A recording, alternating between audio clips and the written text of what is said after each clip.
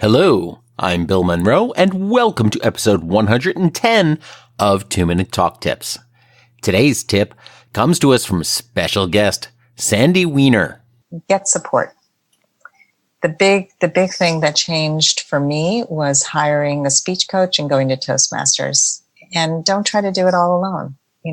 Whatever support you need to get over your fear and to get the practice you need, go ahead and do that. Stick around, and after the break, we'll hear more from Sandy Weiner.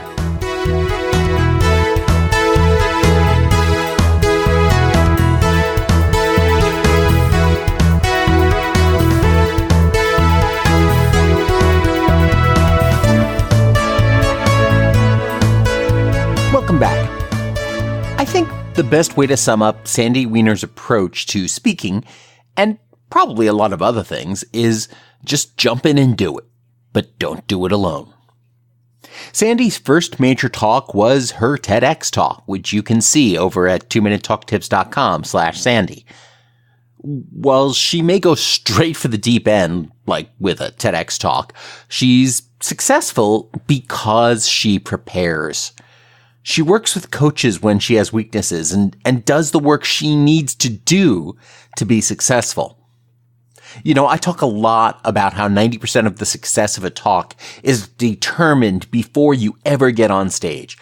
It's in the message, it's in the prep, it's in the rehearsal. And that's how Sandy has succeeded as a speaker. Sandy Weiner, founder of Last First Date, is devoted to helping women over 40 achieve healthy, toe-curling love. An internationally known TEDx speaker, dating coach, author, and podcast host, Sandy specializes in helping women communicate effectively, set clear boundaries in relationships, and know their true worth. She believes a woman of value attracts her best partner. Now, let's meet Sandy. So Sandy, thank you so much for joining us here on 2-Minute Talk Tips this week. Pleasure. You've been doing a lot of speaking. You've got a podcast that's been running for a long time. You've taken a TEDx stage. But what is your earliest memory of speaking or performing in front of a group? So I was never a public speaker. I was the farthest thing from a public speaker. And I think a lot of your audience can probably relate. When I was younger, I think my earliest memory is being in 9th grade, and we had our class play was Peter Pan. And I played the role of an Indian, which sounds totally not PC, but that is what they called it in those days. It was a different time. It was a different time. And my entire lines were something like, ugh, ugh, wah. I think that's all they gave me because I really could not speak on a stage. It was a really different time. Yes. But I was petrified of being on a stage. And I actually grew up thinking I was shy. And I realized as I got older that it wasn't really shy or social anxiety. It was more fear of being judged for being wrong. And that kept me small most of my life. And so as I was divorcing and getting into this new career as a life coach, I realized that I had to include public speaking in my business or I would not be found. So that's pretty much how I got started. When you talk about that sort of being afraid of failure as one of those reasons why public speaking was so intimidating for you, that's one of those things that seems to have such an impact on people's lives, and especially high performers who are so afraid to start something because what if they're not perfect at it?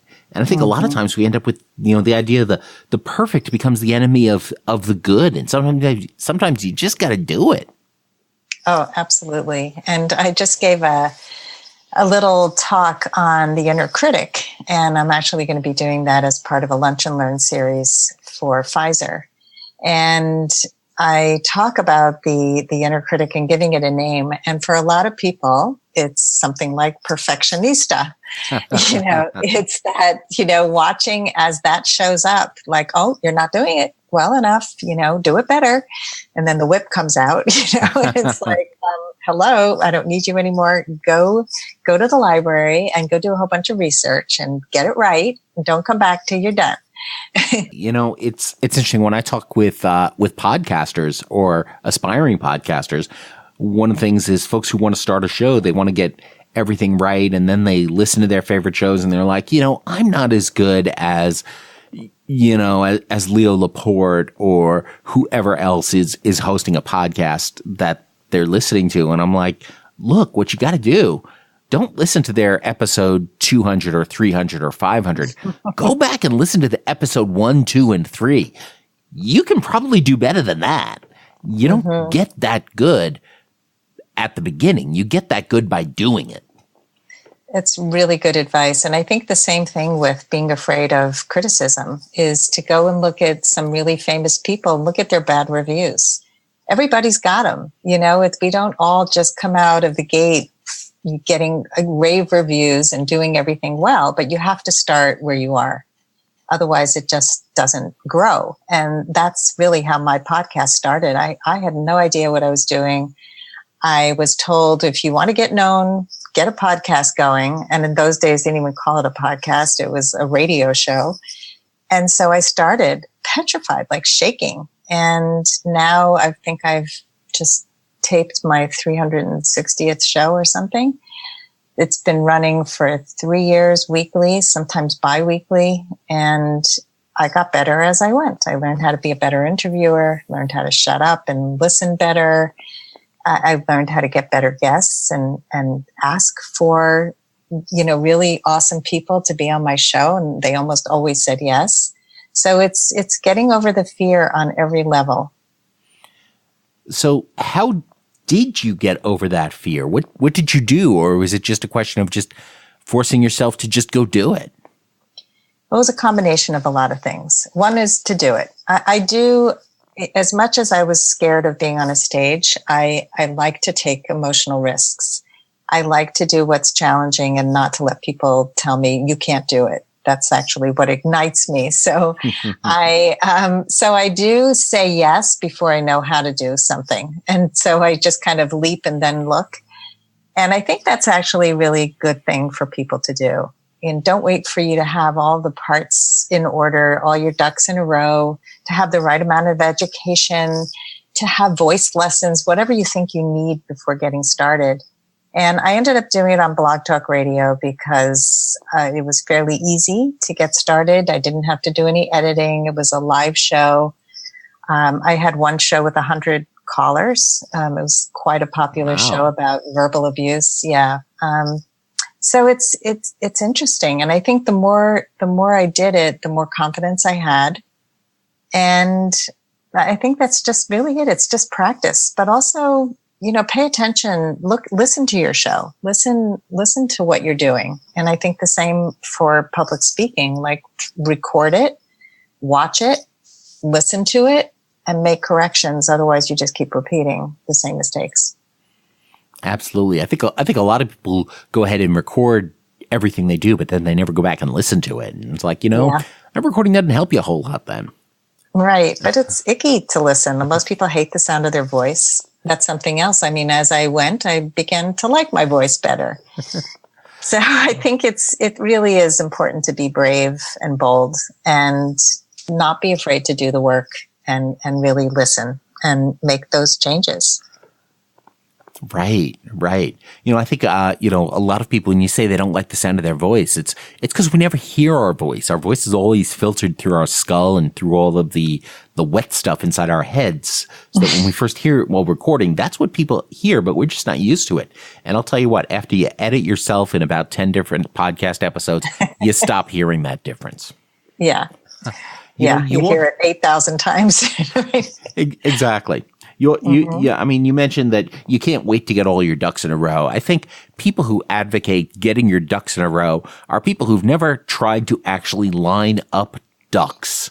As critters go, they're not really good at cue management.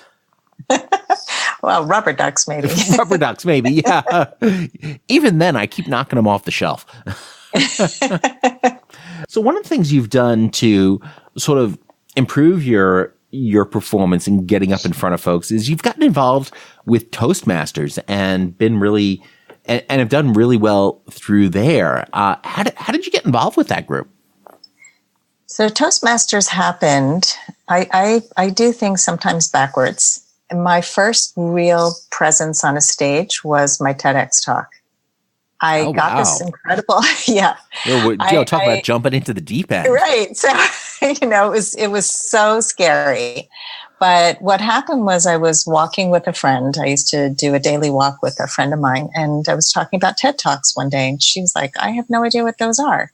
So I told her about some really great ones. And I think the next day she saw somebody on her Facebook wall was posting that they were organizing a TEDx event and looking for somebody who was passionate about something, looking for guests, speakers.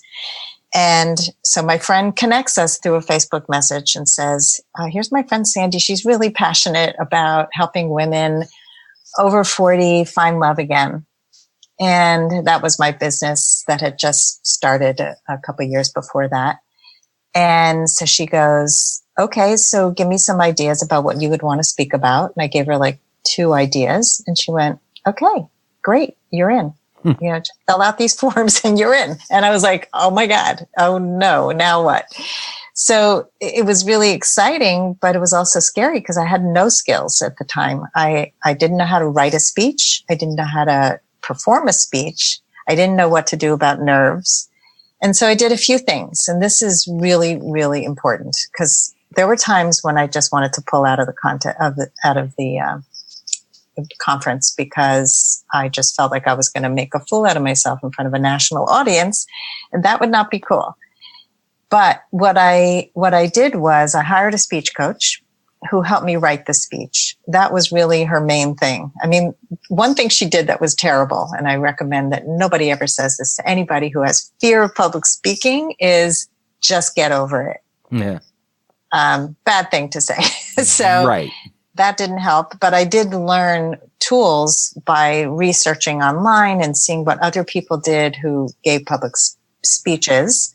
So she helped me focus on a theme. And I find that when a lot of people write a speech, they're all over the place. They try to connect everything, which is the way my brain works. This is connected and that's connected. And that makes sense to me. But when you're speaking for 12 minutes and in Toastmasters, you speak for like 5 to 7 minutes, you've got to be concise. You've got to pick one theme and you've got to stay to that theme and make maybe 3 points, good middle, and beginning, middle, and end, and get out.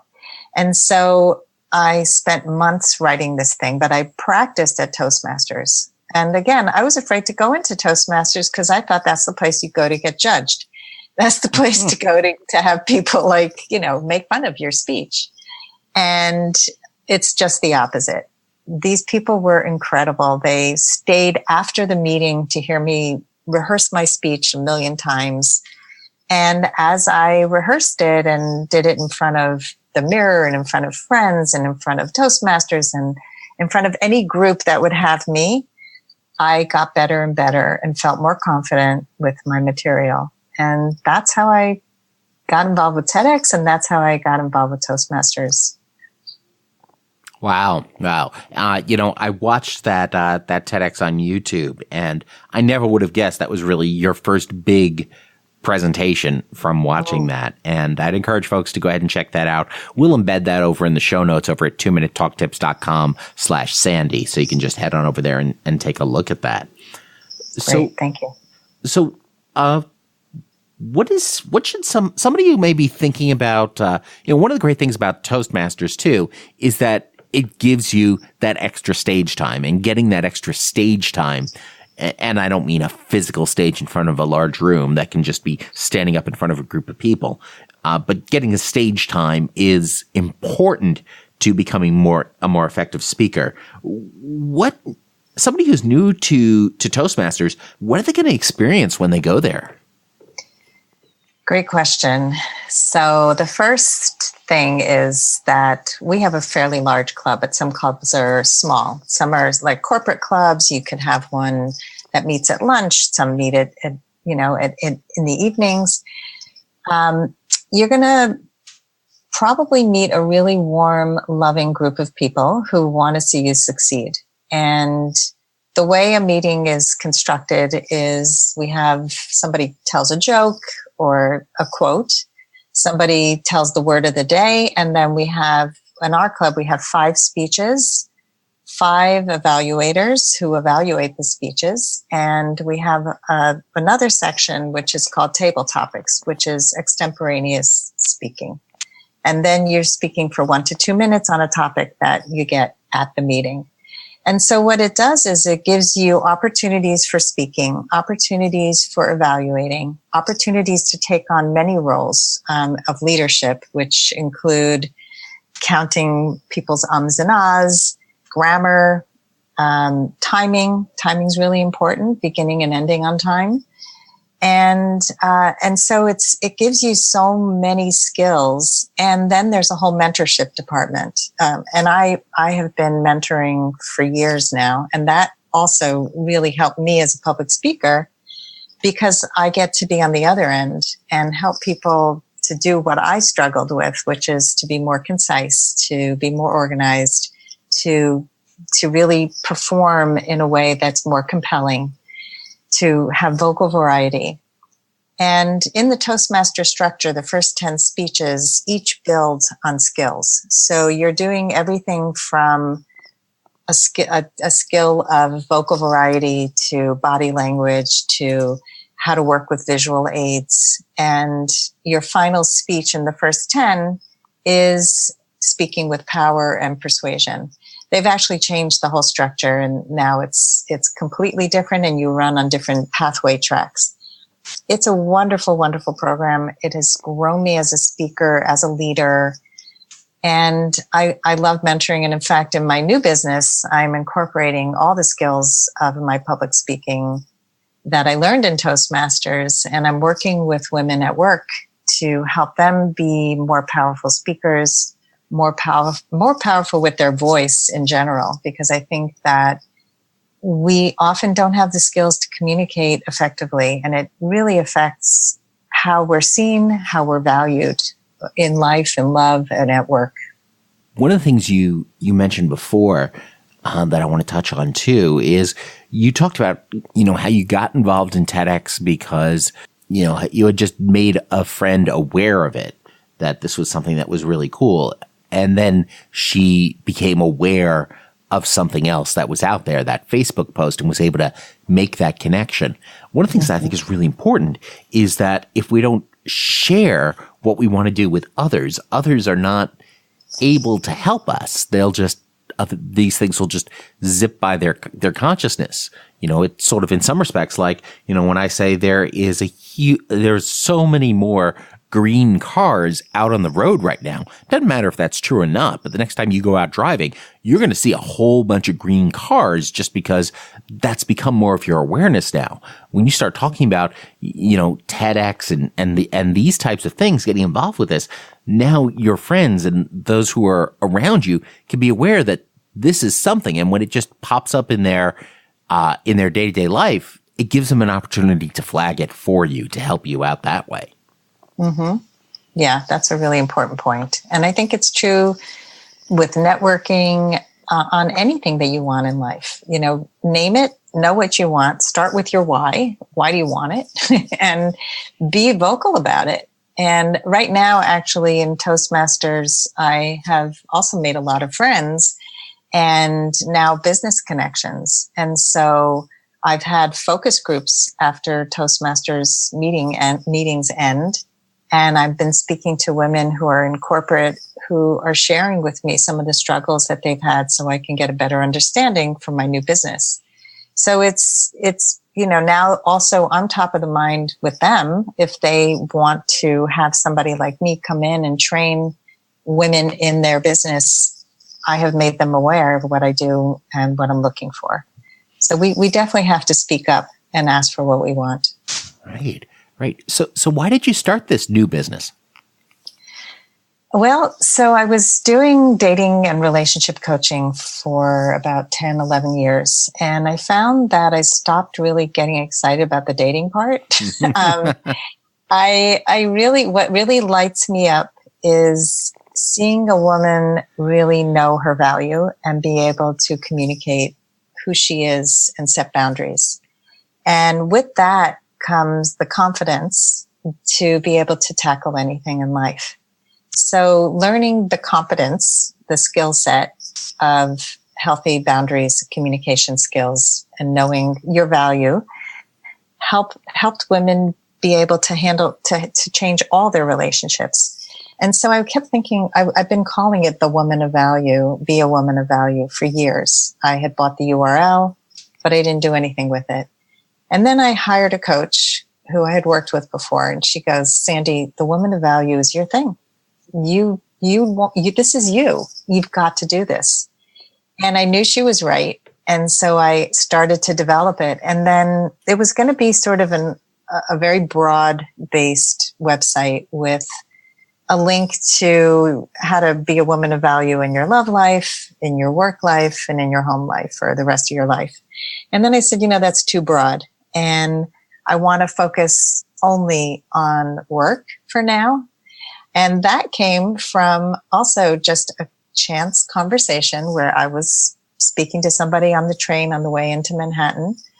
And this woman was a vice president at a company who had just gotten hired, and she's trying to change the culture for women in the company. And she said, I would love to hire you to do that. Is that something you do? And I'm like, sure, it is now. But I remember that little spark got ignited, and I said, I want to do that. And so it just started to blossom. I started again, just talking, networking.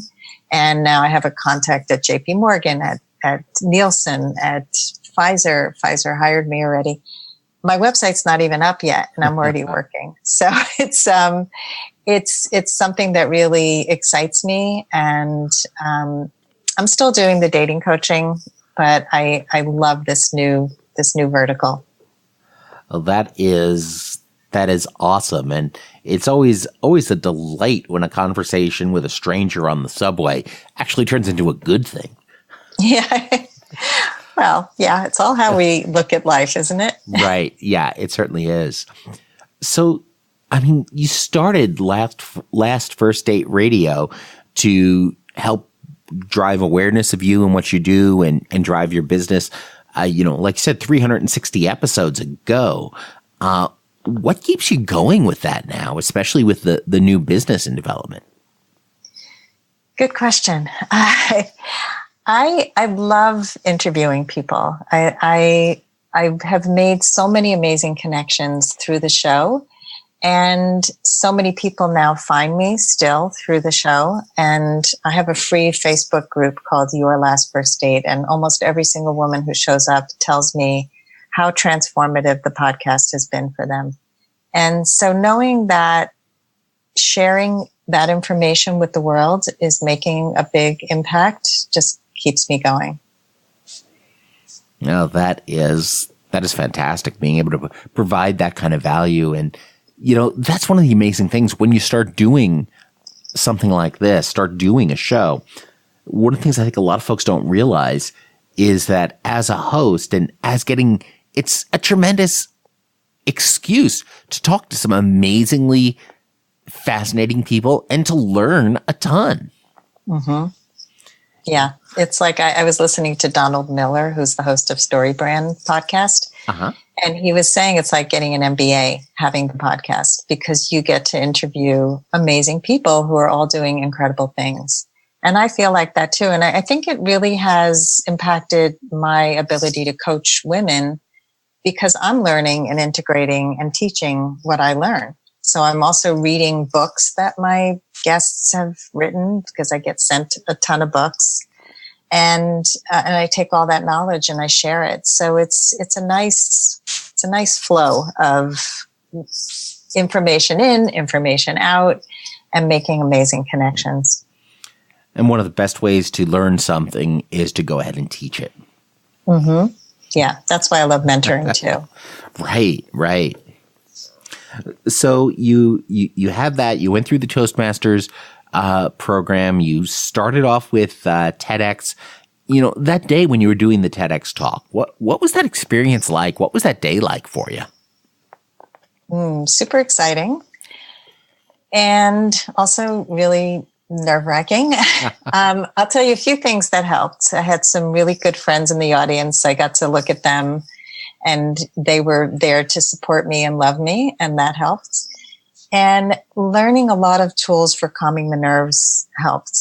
And I'll share a couple of them in a minute, but I also want to say that I was watching some of the other speakers, and a lot of them hadn't really prepared. And that gave me more confidence. So when you see, like, a lot of times, you come to a conference and you're thinking, like, this is an international stage. This is not just, going to speak at your local business council. This is big time. And I took it really seriously, like super seriously. I spent money to prepare, and I had a stylist come and pick out my outfit and got my hair done. I mean, I wanted to feel confident on every level that I could. So some of the things I did to calm nerves were like jumping up and down to get the nerves from like the butterflies like into my whole body. So it's not just that panic. Doing the Superman pose, I think, was really helpful. I like to, just moving my body in general, but, doing that superhero Superman pose where your arms are out helps you to feel more empowered. Also and pushing I up think Amy against, Cuddy talked about that in her own TED Talk. She did. And I think I learned that from her. And something else, I don't remember where I got this, but just like pushing up against a wall, like almost like doing a push up against a wall also really helped me. I think, just getting your body grounded. And by the time I got up there, I really wasn't nervous. And I mean, the beginning of my talk, the slides were messed up and I just went with it. And people were like shocked that somebody without the experience as a public speaker didn't get completely derailed by that. But I was so prepared that I just was able to take it lightly and keep going. With those types of activities, from posing to burning off the extra physical energy, I think a lot of times we, we're in a fight or flight thing because our body doesn't know how to deal with public speaking, but it knows there's a stressful situation, and the lizard brain says, okay, it's time to run from that lion or whatever. And so we've got all this extra physical energy we just got to burn off somehow, which helps. But is that stuff you still do today, or what are you typically doing in that sort of 5 minutes before you take a stage? I definitely still do that today. I don't have as big of a fear of public speaking as I did, but I still get nervous.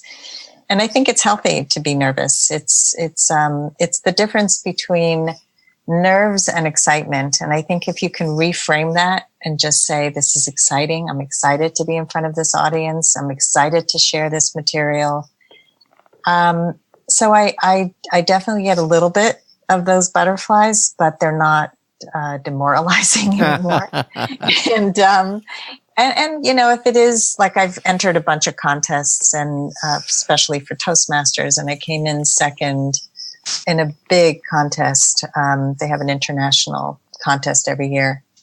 And that I did a lot of these same exercises for, because the stakes got higher each time you won another level of the contest. And if you win the level that I was in, you would go on to compete with people from all over the world.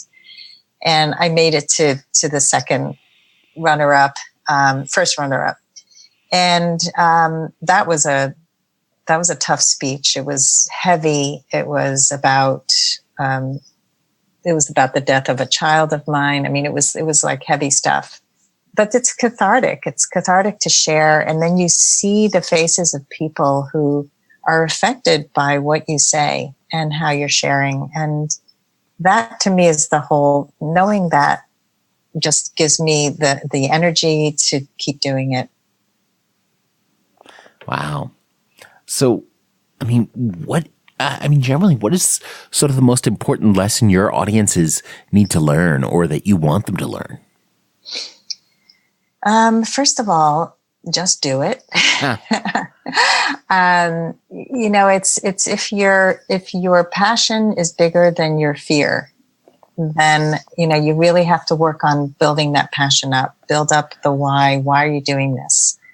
And then tackle those inner critics, the ones who are telling you you're not enough and you're never going to be smart enough, good enough. And you start comparing yourself to all the other people out there, just to quiet that voice. And there's so many tools to do that, but just keep doing it. It's like, don't expect perfection, but just keep doing it and you get better and better. And I have watched so many speakers grow, especially at Toastmasters, who started out with just totally disorganized, saying a million ums and ahs, dancing around the stage because they were so nervous, to now using public speaking in their work and getting hired to speak to big audiences. So if people who are like a complete fearful mess can do it, anybody can do it.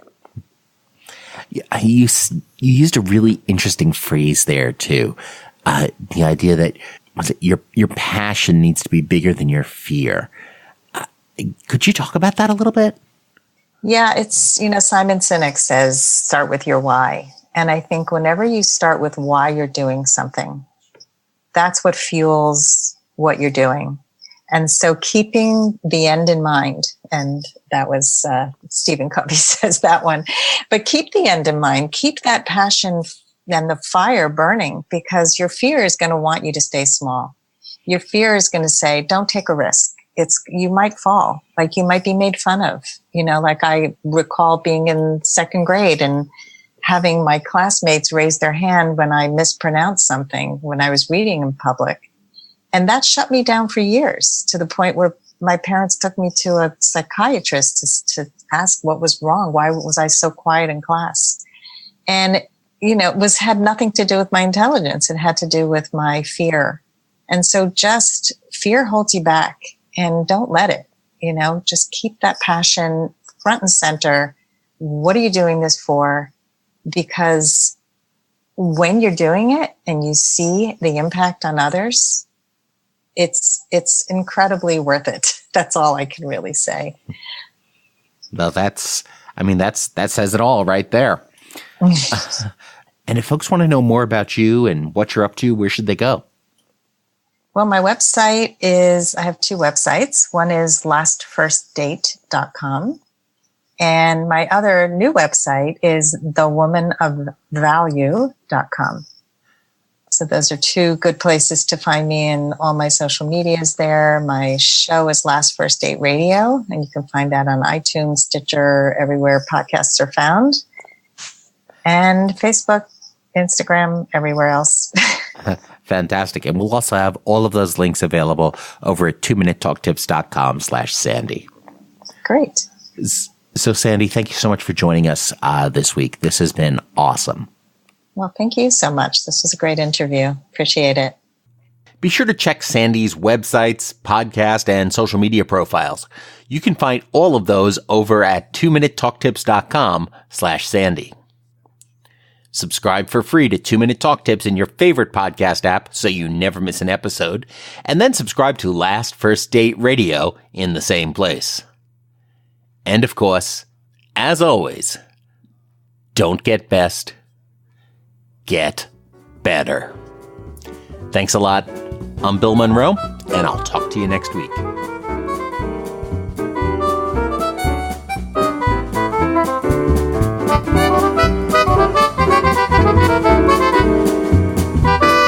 Two-Minute Talk Tips is a proud production of the Currently Speaking Podcast Network.